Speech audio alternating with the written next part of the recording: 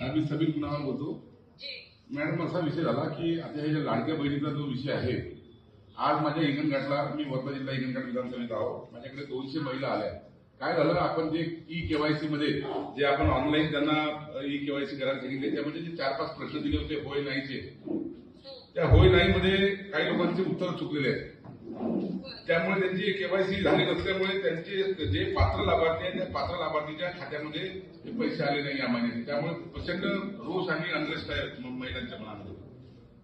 तर त्याच्यामध्ये माझी विनंती आहे की नव्याने केवायसीचा पुन्हा एकदा हे दिला पाहिजे प्रोफॉर्मा. काही कॅबिनेटची मंजुरी घ्यावी लागेल, कारण 31 डिसेंबर ही तारीख कॅबिनेटमध्ये ठरली होती. हो. त्यानंतर सीएम सर गेले दावोसला. हो. ते आल्यानंतर मी त्यांच्यासोबत त्याची चर्चा करते. हो. आणि कॅबिनेटमध्ये आम्ही त्या पद्धतीनं त्यांच्याकडे हे करतो. पण आधी ते एक विनंती अशी आहे की जोपर्यंत आता ते हा पूर्ण पुढची केवायसी होत नाही तोपर्यंत तुम्ही ऑगस्ट सप्टेंबरमध्ये जे पैसे पाठवले ते लाडक्या बहिणीला तोच धरून तुम्ही हे नोव्हेंबर डिसेंबरचे पैसे पाठवा. आता नोव्हेंबर डिसेंबरचे सगळं करून झालं ना. नाही, पण याच्यामध्ये खूप लोक आहेत ना माझ्या. पण त्याच्यासाठी पण आपल्याला सीएम सरांची मान्यता लागेल ना कॅबिनेटमधली. तर ते आम्ही करतो ना. साहेब आता दावोसला गेले.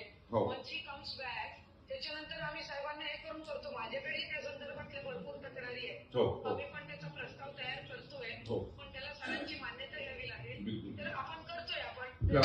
महिलांवर हे नाही होणार असं पण करतोय. पण याच्यामध्ये केवायसीचा म्हणजे प्रश्नपत्रिका बदलावं लागते कारण की ती कन्फ्युजन वाली आहे.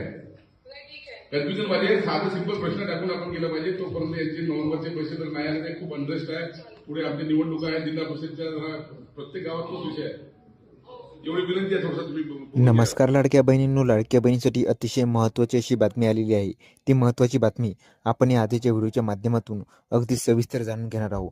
त्यासाठी हा व्हिडिओ शेवटपर्यंत पहा. चॅनलवरती नवीन आला असाल तर चॅनल सबस्क्राईब करून ठेवा आणि बेल नोटिफिकेशन ऑन करा, जेणेकरून असेच आणखी नवनवीन व्हिडिओ हे आपल्यापर्यंत जातील.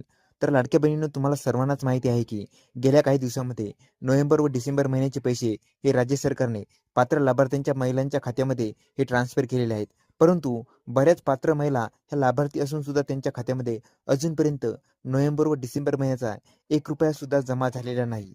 आणि यावरच मुख्यमंत्री माझी लाडकी बहीण योजनेच्या लाभार्थ्यांनी अनेक ठिकाणी रास्ता रोको देखील केलेला आहे आणि अनेक ठिकाणी जिल्हाधिकारी कार्यालय यांच्यासमोर आंदोलन सुद्धा केलेलं आहे. म्हणजेच अनेक लाडक्या बहिणी हे आक्रमक सुद्धा झालेल्या आहेत.